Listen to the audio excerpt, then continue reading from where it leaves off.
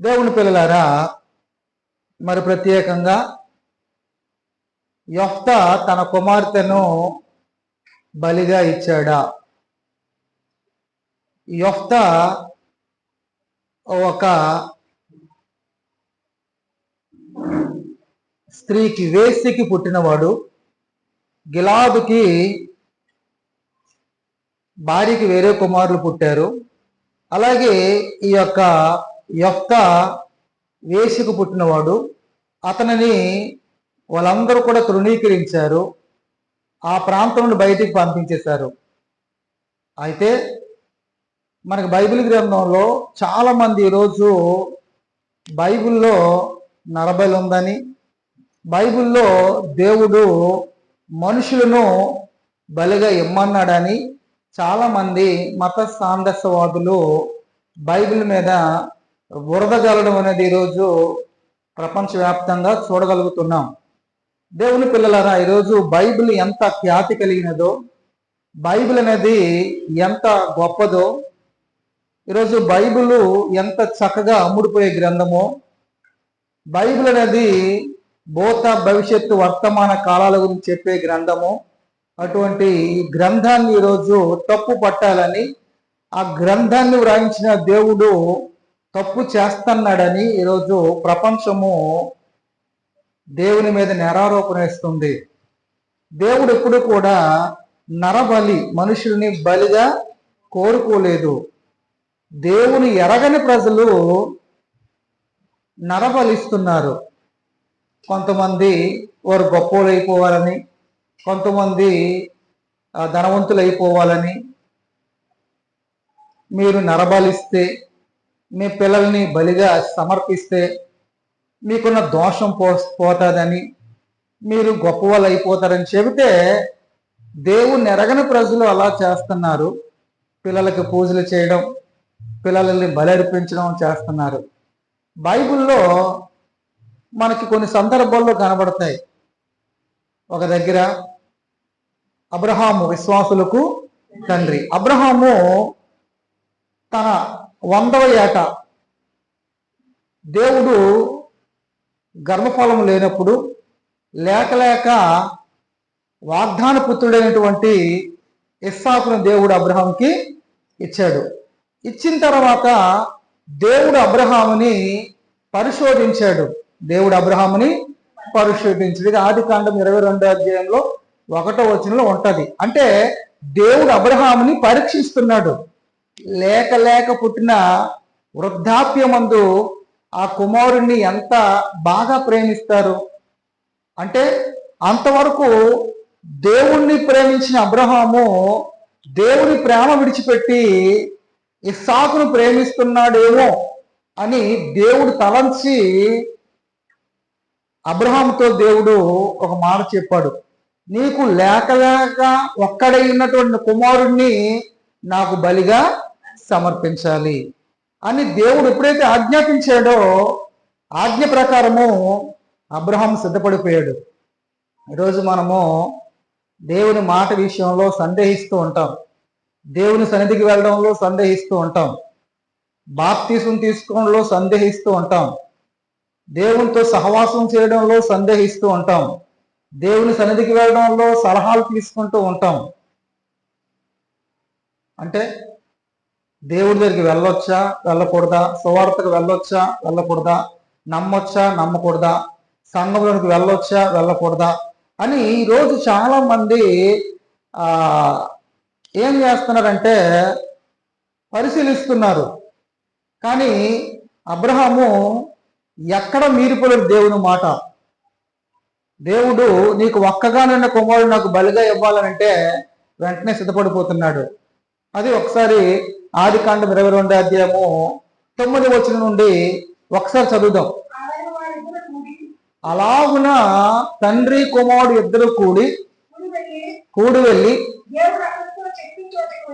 దేవుడు అతనికి ఏ చోటు అయితే చెప్పాడో ఆ యొక్క చోటుకు వచ్చినప్పుడు అబ్రహాము అక్కడ ఒక బలిపీఠాన్ని కట్టి కట్టెలు చక్కగా పేర్చి తన కుమారుడైన ఇస్సాకును బంధించి ఆ పీఠం పైన ఉన్న కట్టెల మీద పెట్టాడు. ఏమండి, తన కుమారుడిని చూడలే దేవుని కొరకు.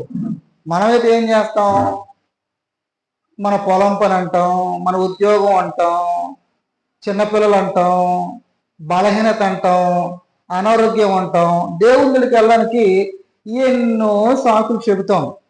దేవుని మాట అబ్రహాం ఎలా వింటున్నాడు? సొంత కొడుకునే బలిగా ఇమ్మని చెప్పినప్పుడు ఆ బలి అబ్రహాం ఇచ్చడానికి సిద్ధపడుతున్నాడు. అయితే కట్టెలు పేర్చాడు, కుమారుడిని తాళతో బంధించేశాడు, ఆ కట్టెల మీద కుమారుడిని పెట్టాడు. అప్పుడు అబ్రహాము తన కుమారుడిని దహించుటకు తన చెయ్య చాపి కత్తి పట్టుకొనగా యెహోవా దూత పరలోకము నుండి అబ్రహామా అబ్రహామా అని అతనిని పిలిచాను. అందుకు అతడు చిత్తము ప్రభువా అని నేను. అప్పుడు ఆయన ఆ చిన్నవాని మీద చెయ్యవేయకుము, అతను ఏమీ చేయకుము, నీకు ఒక్కడై ఉన్న నీ కుమారుని నాకివ్వడానికి వినదీయలేదు కనుక నీవు దేవునికి భయపడేవాడు వలని ఇందువల్ల నాకు కనబడుచున్నది. అంటే ఈరోజు మనము దేవుని యందు భయము భక్తి కలిగిన వారమని దేని చేత రూఢి చేస్తాడు దేవుడు?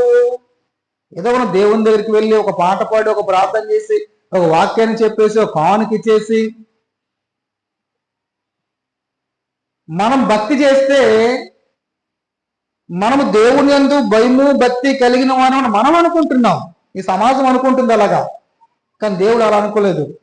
దేవుడు ఆలోచనలు వేరు, మన ఆలోచనలు వేరు. దేవుని మార్గాలు వేరు, మన మార్గాలు వేరు. దేవునికి మనకి ఆకాశానికి భూమికి ఎంత వ్యత్యాసం ఉందో అంత వ్యత్యాసం ఉంది. కనుక చాలా జాగ్రత్తగా మనం ఆలోచన చేయాలి. దేవుడు ఎప్పుడు కూడా మనిషి మార్పును కోరుతున్నాడు. దేవుడు ఏం కోరుతున్నాడు? మనిషి మార్పును కోరుతున్నాడు. పాత నిబంధన కాలంలో ఇజ్రాయేల్ ప్రజలందరూ కూడా మనము మాట్లాడుకుంటున్నాము. వారు అపరాధం చేసినప్పుడు, వారు పాపము చేసినప్పుడు, వారు బలిపీఠం మీద దహన బలులు అర్పించేవారు.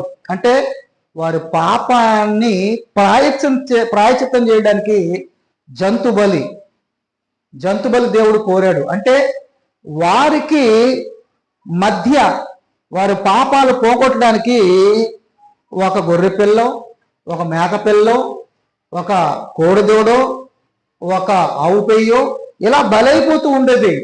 అయితే అలా బలైపోతే తన పాపాన్ని తెలుసుకొని మారుతాడని దేవుడు కోరుకున్నాడు తప్ప అసలు జంతు బలిని కూడా దేవుడు కోరుకోలేదు. అసలు దేవుడు మనసు మారాలని, ఆ రక్తాన్ని చూసి మనిషి మారుతాడని దేవుడు కోరుకున్నాడు. కానీ మనిషి మారడం లేదు.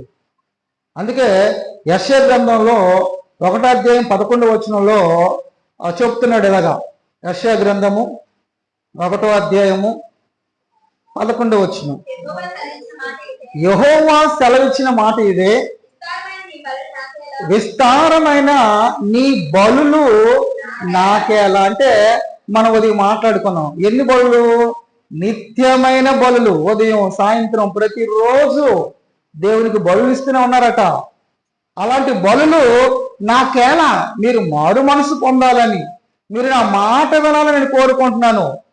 మీరు ఇచ్చిన బలులు నాకెందుకు? మీరు ఇచ్చిన బలులు ఆ బలులే దేవుడు కోరుకోకపోతే ఏమిటి? మన గర్భాన్ని పుట్టిన పిల్లల్ని దేవుడు కోరుకుంటున్నా బలెమ్మని? దేవుడు బైబిల్ గ్రంథంలో ఎక్కడ దేవుడు మనుషులు బలి కోరుకోలేదు. అసలు జంతువుల బలులే నాకు అవసరం లేదు అంటున్నాడు. జంతువుల బలులే అసలు నాకు అవసరం లేదు. విస్తారమైన నీ బలులు నాకేలా అంటే వద్దు అని అంటున్నాడు. మన పిల్లల్ని బలిగా ఇస్తే దేవుడు కోరుకుంటాడా? లేదు. అబ్రహాముని పరిశీలించాడు. అబ్రహాముకు ఒక పరీక్ష పెట్టాడు. ఒకగానొక కొడుకుని ఇచ్చేస్తాడా ఇవ్వడా అని పరీక్ష. ఆ పరీక్షలో అబ్రహాం ఏమయ్యాడు? పాస్ అయ్యాడు. ఏమయ్యాడండి? పాస్ అయ్యాడు, ఫెయిల్ అవ్వలేదు. అందుకే విశ్వాసులకు తండ్రి అయినా రాసయ్యాడు. ఎలాగా? కత్తి తీశాడు చంపడానికి. హెబ్రీ గ్రంథకర్త రాస్తున్నాడు ఆ మాట. ఏంటంటే బలిగా అర్పించెను అంటే మనసులో ఎప్పుడైతే అనుకున్నాడు ఇవ్వడానికి అర్పించేసిన అర్థం. అది పట్టుకొని చాలా మంది ఏం చెప్తున్నారంటే బైబిల్లో నరబలి ఉంది, బైబిల్లో దేవుడు మనుషులను బలి కావాలని కోరుకుంటున్నాడు. ఆయన ఏం దేవుడు? ఆయన ఎలా దేవుడు అవుతాడు? ఆయన దేవుడు కాదు, బైబిల్ నిజమైన దైవ గ్రంథము కాదు, అబద్ధాల పొట్ట అని ఈరోజు సమాజం మాట్లాడుతుంది. గనక దేవుని పిల్లలరా, కత్తి ఎత్తగానే ఆకాశం నుండి పరలోకం నుండి ఒక దూత ఏమని చెప్తుంది? అబ్రహామా అబ్రహామా, నీకు ఒక్కడైన నీ కుమారుని ఇవ్వడానికి నువ్వు వెలుగీలేదు కనుక ఇందువలన అంటే క్రియ కనబడుతుంది. ఏం కనబడుతుంది? క్రియ కనబడదు దేవుని దృష్టిలో. నేను గొప్పని చెప్పుకుంటే కుదరదు, నువ్వు గొప్పడు నువ్వు చెప్పుకుంటే కుదరదు, మన డంబాలు పనికిరావు. దేవుడు చూస్తాడు మన పనులు, మన క్రియలు నీతిగా ఉన్నాయా అవినీతిగా ఉన్నాయని దేవుడు చూస్తాడు. గనక అక్కడ అబ్రహాము క్రియలు దేవుని దృష్టికి ఎలా ఉన్నాయి? యథార్థంగా కనబడుతున్నాయి. అదే మాట మరలా యాకోబు రాసిన పత్రిక 2వ అధ్యాయంలో 21వ వచనం చెబుతాడు. యాకోబు రాసిన పత్రిక 2వ అధ్యాయము 21వ వచనం, మన పితరుడైన అబ్రహాము తన కుమారుడైన ఇస్సాకును బలిపీఠం మీద అర్పించినప్పుడు అతడు క్రియల వలన నీతిమంతుడని తీర్పు పొందలేదా? అబ్రహాం గురించి మీకు తెలియలేదా? మీరు వినలేదా అని యాకోబు గారు రాస్తున్నారు. మన పితరులకు అబ్రహాము తన క్రియల వలన నీతిమంతుడని తీర్పు పొందలేదా? దేవుని తీర్పులో అతను నీతిమంతుడు. ఎలా నీతిమంతుడు? దేవుడు ఇవ్వమన్నాడు, ఇచ్చేస్తున్నాడు దేవుని కొరకు. దేవుడు ఎప్పుడు కూడా ఏమంటే మన పిల్లలకి మనము ఏదో క్యాంప్ వెళ్ళి వచ్చామనుకోండి, వారికి తినడానికి ఏదో కొనిసి తీసుకొచ్చి మన పిల్లలకి ఇస్తాం. ఇచ్చిన తర్వాత మరలా మన పిల్లలు అడుగుతాం. అంటే ఎందుకు అడుగుతున్నాము? ఇస్తాడా ఇవ్వడా? బిస్కెట్ ప్యాకెట్ తెస్తాం, పిల్లల చేతిలో పెడతాం, అరే చిన్న బిస్కెట్ ఏవో అంటాం, ఇచ్చాడా? అప్పుడు ఏం చేస్తాం? సంతోషపడతాం. వద్దులే అమ్మా, నువ్వు ఇస్తావో ఇవ్వో అన్నానంతే. అంటే అప్పుడు ఏంటర్థం? నా కొడుకు మంచోడు, నా కూతురు మంచిదాయి అంటే మనం తినం కానీ అడుగుతాం. అలాగే దేవుడు కూడా ఆయనకు అవసరం లేదు కానీ నాకు ఇస్తాడా ఇవ్వడా అని తన కొడుకుని కోరుతున్నాడు. యేసుప్రభువు వచ్చిన తర్వాత కూడా ఆయన నాకంటే ఎక్కువగా మీ తల్లినైనను మీ తండ్రినైనను మీ ఇంట్లోనైనను మీ భూములైనను ప్రేమించకూడదు, అలా ప్రేమించిన వారు నాకు శిష్యులు అన్నదంటే దాని అర్థం ఏంటంటే ఆయనకే మొదటి స్థానం ఇవ్వాలి. మరి ఎవ్వరికి మొదటి స్థానము దేవుడు ఇవ్వాలని కోరుకోవడం లేదు. కానీ ఈ సమాజం ఏం చేసింది? తల్లికి మొదటి స్థానం, తల్లి, తండ్రి, గురువు, ఆ తర్వాత దేవుడు. ఎప్పుడు దేవుడు? చివరిలో దేవుడు. కానీ దేవుడు ఏమని కోరుకున్నాడు? మొదట నన్ను నువ్వు కోరుకోవాలి నాయనా, నా తర్వాత నీ తల్లి, నా తర్వాత నీ తండ్రి, నా తర్వాత గురువు, నా తర్వాత ఆ యొక్క అతిథులు. అంటే దేవుళ్ళలో న్యాయం ఉందా? న్యాయం ఉంది. మన ప్రేమ దేవుడు కోరుకుంటున్నాడు అంతే తప్ప కానీ బలి కాదు అక్కడ. ఆయనకి ఎందుకండి జంతు బలే నాకు అవసరం లేదు, విస్తారమైన జంతు బలి అంటే మనుషుల బలి ఆయన కోరుకుంటాడా? లేదండి. కనుక అబ్రహాము ఇందువలన నువ్వు దేవుని యందు భయము భక్తి గలవాడవని నాకు కనబడుతుందట. అంటే దేవుడు చూస్తున్నాడా? క్రియలను బట్టి అని యాకోబు గారు అక్కడ తెలియజేస్తున్నారు. ఇంకా మనం యెఫ్తాను గురించి మాట్లాడినట్లయితే ఆ యొక్క న్యాయాధిపతుల గ్రంథము మన వాక్య భాగం చదివాం కదండి. న్యాయాధిపతుల గ్రంథము 11వ అధ్యాయము 30వ వచనం, అప్పుడు యెఫ్తా యెహోవాకు మొక్కుకొనెను, ఎట్లనగా నీవు నా చేతికి అమ్మోనీయులను నిశ్చయముగా అప్పగించిన యెడల నేను అమ్మోనీయుల వద్ద నుండి క్షేమముగా తిరిగి వచ్చినప్పుడు నన్ను ఎదుర్కొనుటకు నా ఇంటి ద్వారము నుండి బయలుదేరి వచ్చినదేదో అది యెహోవాకు ప్రతిష్ఠితమగును, మరియు దహన బలిగా దాన్ని అర్పించేదను. ఇక్కడ యెఫ్తా తోపు అనే దేశానికి పారిపోయాడు. తన సహోదరులు తగిలేశారు.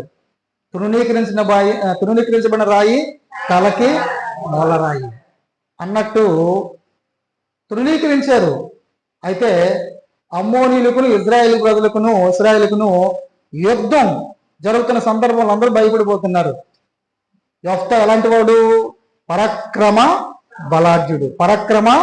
బలాఢ్యుడు అంటే యుద్ధంలో నైపుణ్యం కలిగిన వాడు. ఇలాంటి పరిస్థితిలో యెఫ్తా ఉండాలని ఆ గిలాదు పెద్దలందరూ కూడా సమకూర్చబడి యెఫ్తా దగ్గరికి వెళ్ళారు, రమ్మని చెప్తున్నారు. అయితే అప్పుడు యెఫ్తా అంటున్నాడు, ఇదిగో నేను వస్తాను కానీ యుద్ధం చేసిన తర్వాత మీరు నన్ను నాయకుడిగా నిలబెట్టాలి, చేయిస్తే సరే నువ్వే మాకు నాయకుడు అవుతావు అని చెప్పినప్పుడు యెఫ్తా వచ్చాడు. అమ్మోని దగ్గరికి వెళ్ళడానికి సిద్ధపడుతున్నప్పుడు ముందేం చేస్తున్నాడు? దేవుని సన్నిధికి వెళ్ళాడు. పరాక్రమ బలాఢ్యుడు కానీ దేవుని సన్నిధికి వెళ్ళి ప్రార్థన చేస్తున్నాడు. ఏమండి, మనం ఏ సందర్భంలోనైనా, ఏ కష్టకాలం వచ్చినా, ఏ సమస్య వచ్చినా ఆ సమస్య మొదట మనం ఎవరి దగ్గర పెట్టాలా? దేవుని దగ్గర పెట్టడం మనం అలవాటు చేసుకోవాలా. చాలా మంది దేవుణ్ణి మర్చిపోతారు, లోకంలోకి వెళ్ళిపోతుంటారు. అంటే దేవుణ్ణి నమ్మిన ప్రజలు అలా ఉంటారా? అలా ఉంటారండి ఈరోజు సమాజంలో. అంటే దేవుని విశ్వాసం లేదా? లేదండి, నమ్మకం లేదండి. పేరుకే భక్తులండి, నమ్మకం లేదు దేవుని మీద. కనుక యెఫ్తాకి ఉంది నమ్మకం. నేను చాలా శాలిని, లేకపోతే నేను పరాక్రమ కలిగినటువంటి శక్తివంతుడు, నేను వెళ్ళిపోతాను అనుకోలేదు. నేను ఎంత బలవంతుడినైనా దేవుని సహాయము అవసరం. ప్రార్థన చేస్తున్నాడు. ఇదిగో నేను అమ్మోనీయుల మీదకి వెళ్ళి నేను యుద్ధం చేసి నేను జయించినట్లయితే, నువ్వు నాకు విజయాన్ని కలుగజేసినట్లయితే, నేను మళ్ళా తిరిగి వచ్చినప్పుడు నా ఇంటి ద్వారబంధం నుండి మొదట ఏదైతే వస్తుందో అది నీకు దహన బలిగాను, అలాగే అది నీకు ప్రతిష్ఠితముగాను నేను నీకు అర్పిస్తానన్నాడు. యుద్ధానికి వెళ్ళాడు. యుద్ధంలో ఆ విజయం పొందాడు. సంతోషంగా మంచి వాయిద్యాలు, మంచి సంగీతంతో మరి వదులుకు వస్తున్నారు. ఈ వార్త మరి యెఫ్తా కుమార్తె విన్నది. తన ఇంటి ద్వారం నుండి ఎదుర్కోవడానికి వెళ్తుంది. అప్పుడు యెఫ్తా ముక్కును బట్టి చాలా బాధపడుతున్నాడు. అయ్యో కుమారి, నువ్వు ఎంత పని చేశావు? నేను దేవునికి మొక్కుకున్నాను, ప్రతిష్ఠితగా, అర్పణగా, దహన బలిగా దేవునికి ఇవ్వాలని అని అన్నప్పుడు కుమార్తె అంటుంది, నా తండ్రి యెహోవాకు మాట ఇచ్చి నీ నోట నుండి బయలుదేరిన మాట చెప్పున చెయ్యి. అంటే ఎంత భక్తి పరువాలండి. తండ్రి ఎంత భక్తిపరుడు, కుమార్తె ఎంత భక్తి పరువాలని కనబడుతుందండి. నువ్వేదైతే దేవునికి అన్నావో, నా తండ్రి నన్ను ఇచ్చే దేవునికి. అంటే ఇప్పుడు ఇక్కడ కూడా చాలా మంది యెఫ్తా తన కుమార్తెను బలిగా ఇచ్చేసాడు, దహన బలిగా. దహన బలి అంటే బలిపీఠం మీద దహించడం. దహన బలిగా ఇస్తున్నానని చెప్పాడు కదా. మనము ప్రత్యక్ష గుడారములో జంతు బలిపీఠం మీద తీసుకెళ్లి జంతు తలను కోసేసి రక్తాన్ని చిందించేసి ప్రోక్షించేసి దాన్ని దహించేయాల. అలాగే ఇక్కడ కూడా దహన బలి అన్నాడని చెప్పేసి ఆ యెఫ్తా కుమార్తెని దేవుడికి దహన బలిగా ఇచ్చేశాడు, ఆయనేమి దేవుడు అని ఈరోజు చెబుతున్నాడు. ఇంతకీ దహన బలి ఇచ్చాడా లేదంటే దేవునికి ప్రతిష్ఠించాడా? ఆ కింద అక్కడ ఫుట్ నోట్లు రాయబడుతుంది, అది యెహోవాకు ప్రతిష్ఠితమగును లేదా దహన బలిగా దాన్ని అర్పించదును. అంటే ప్రతిష్ఠత అంటే ఇక నుండి నా కుమార్తె దేవుని కొరకు బ్రతుకుతాది అని తన బ్రతుకు దినములన్నిటిలో కూడా దేవునికే సమర్పించేశాడు. అది ప్రతిష్ఠత. చచ్చిపోలేదు ఆమె, బలిచ్చలేదు. 2 నెలలు నేను ఈ కన్యత్వం గురించి ప్రాలాపిస్తాను, తర్వాత నేను నువ్వు అనుకున్న కోరికల ప్రకారంగా దేవుని కోసం నేను ప్రతిష్ఠితగా నిండిపోతాను అన్నది ప్రత్యేకంగా ప్రతి సంవత్సరం ఆమెను గురించి జ్ఞాపకం చేసుకోవడం. అంటే ఇంతకీ ఆమెను బలిచ్చారా యెఫ్తా లేదా ప్రతిష్ఠించాడంటే ప్రతిష్ఠించాడు దేవుని కొరకు. గనుక దేవుని పిల్లలారా, సహోదరులారా, మనము ఆలోచించవలసిన విషయం ఏంటంటే దేవుడు ఎప్పుడు కూడా మనిషి యొక్క లేదా నరుల యొక్క బలి దేవుడు కోరుకోడు. ఆయనకి ఎందుకు, దేనికి? మనం చచ్చిపోతే ఏమవుతుంది చెప్పండి? మన పిల్లలు చచ్చిపోతే మనకి ఏమైనా లాభం ఉందా? లాభం లేదు కదా. దేవుడు మన మనసెరిగిన దేవుడు. అందుకే కీర్తనలు 51వ కీర్తన 16వ వచనంలో 17వ వచనంలో మనకు కనబడుతుంది. 16-17 విరిగిన మనస్సే నీకిష్టమైన బలులు. దేవునికి ఏంటి కావాలా? విరిగిన మనస్సు. మన మనస్సు విరగాల. విరగడం అంటే మన మనస్సు మారిపోవాలా, మనం పశ్చాత్తాపం చెందాలా, మన పాపాన్ని మనం ఒప్పుకోవాలా. అది విరిగిన మనస్సు. అలాంటిదే నాకు ఇష్టమైన బలి.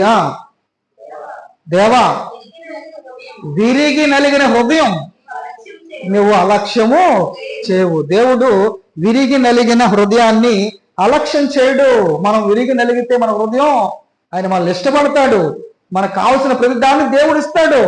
మన మనస్సు విరగడం లేదు, మన మనస్సు మారడం లేదు.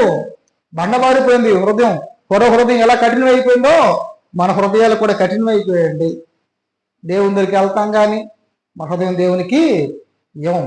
అందుకే యెషయా గ్రంథకారు చెప్పినట్లు, ఈ ప్రజలు నోటి మాటతో నన్ను గణపరుస్తున్నారు కానీ వారి హృదయము నాకు దూరంగా ఉంది.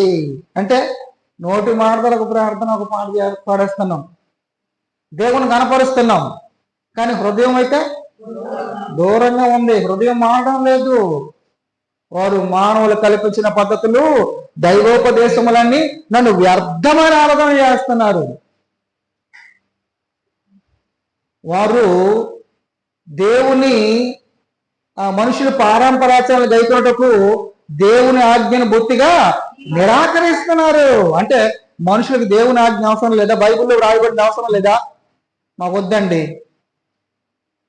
ఏంటి కావాలా? మాకు ఆచారం కావాలండి. ఏంటి కావాలా? పారంపర ఆచారాలు కావాలండి. మేము ప్రతి సంవత్సరం చేస్తామండి, లేదా ప్రతిసారి మాకు అది అలవాటండి. ఇదే ప్రజలందరికీ నాడు కనబడుతుంది. దేవుడు చెప్పాడు, ఆయన దేవుడు చెప్పింది ఏంటైనా, ఆయన ఆజ్ఞ ఏంటి?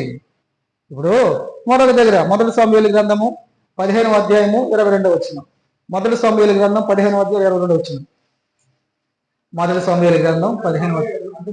అందుకు సమూయేలు తాను సెలవిచ్చిన ఆజ్ఞను ఒకడు గై కొనుట వలన యెహోవా సంతోషించినట్లు ఒకడు దహన బలులను అర్పించడం వలన ఆయన సంతోషించిన.